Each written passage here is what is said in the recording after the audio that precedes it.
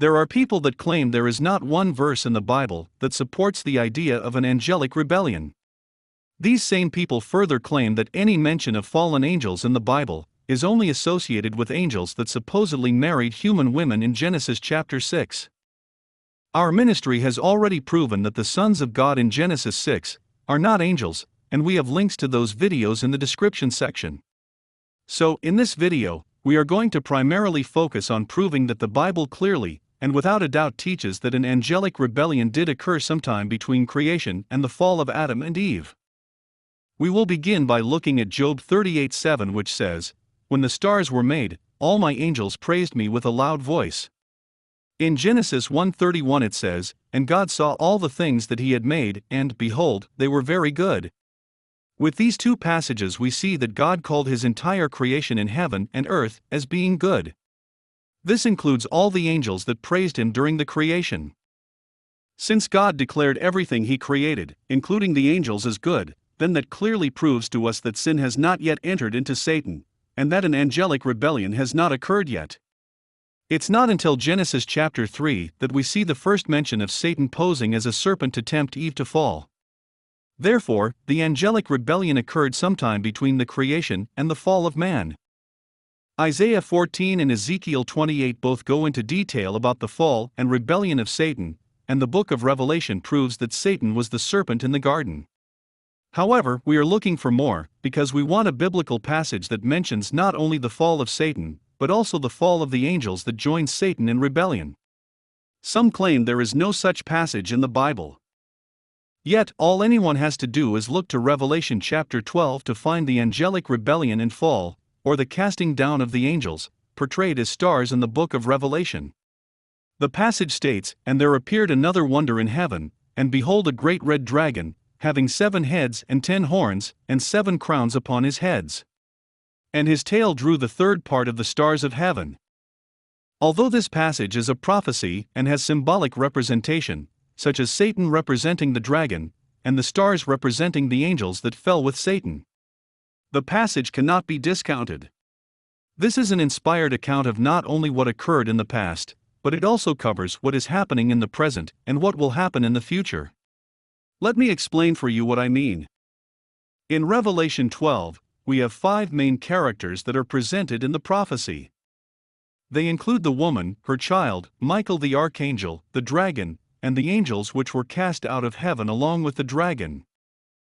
We do not have time to go into detail about this prophecy, but for the sake of context, we will explain that the child is Jesus, because it says that the child will rule all nations with a rod of iron, and that the woman's child was caught up unto God, and to his throne. The woman likely represents Israel, but the main focus of this video is to prove that there was an angelic rebellion, so we need to prove that that dragon is Satan. Identifying Satan as the dragon is easy enough, because Revelation 12:9 clearly reveals the identity of the dragon as the old serpent, the devil or Satan.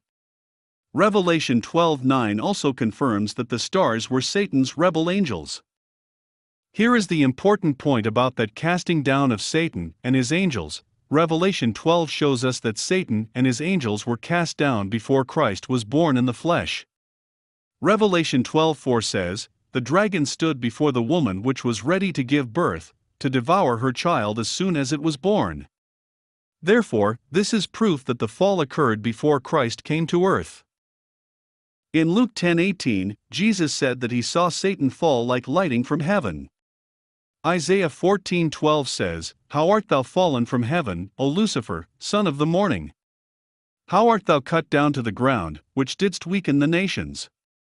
Isaiah then goes into detail about how Satan attempted to unseat God from his throne, which is likely why Satan raised an army of angels to follow him in this rebellion.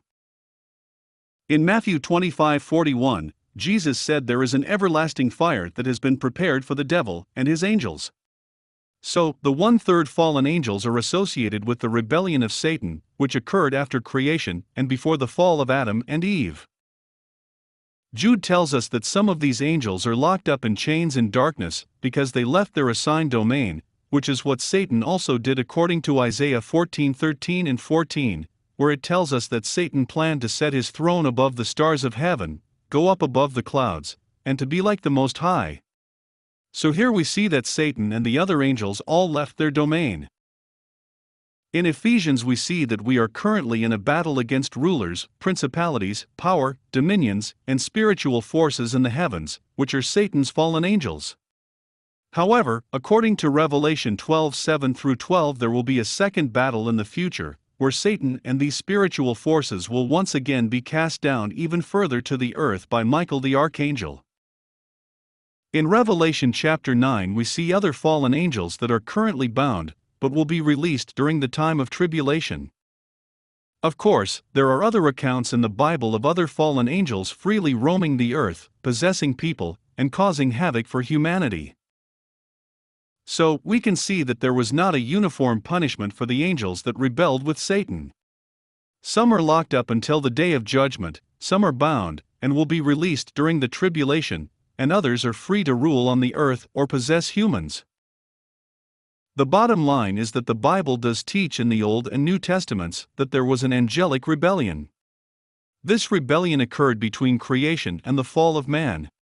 And there is nothing in the Bible that teaches that angels rebelled by marrying human women. That idea only comes from the uninspired and fraudulent text known as the Book of Enoch. All we know is that Jesus has already won the victory against Satan and his fallen angels. Now it is up to you to make sure you are on the winning side as well, by believing on Christ as your Savior and following His teachings, so that you can have victory in your life and make a positive and eternal difference in the world.